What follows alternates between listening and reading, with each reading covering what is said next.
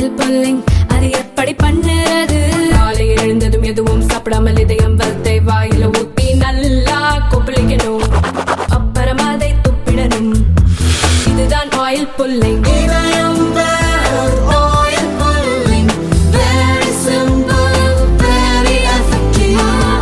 அமெரிக்க அதிபராக பதவியேற்ற ட்ரம்ப் முதல் வெளிநாட்டு தலைவராக இஸ்ரேல் பிரதமர் பெஞ்சமின் நெதன்யாகுவை வெள்ளை மாளிகையில் இன்று சந்தித்தார்.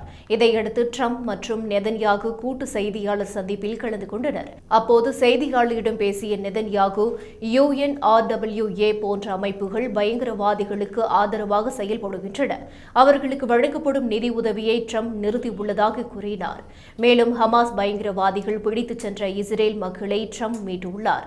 இதெல்லாம் ட்ரம்ப் பதவியேற்று 2 வாரத்தில் நடந்த சம்பவங்கள் என்றும் இன்னும் 4 ஆண்டுகளில் பல சம்பவங்கள் இருக்கும் என்று சூசகமாக கூறியுள்ளார்.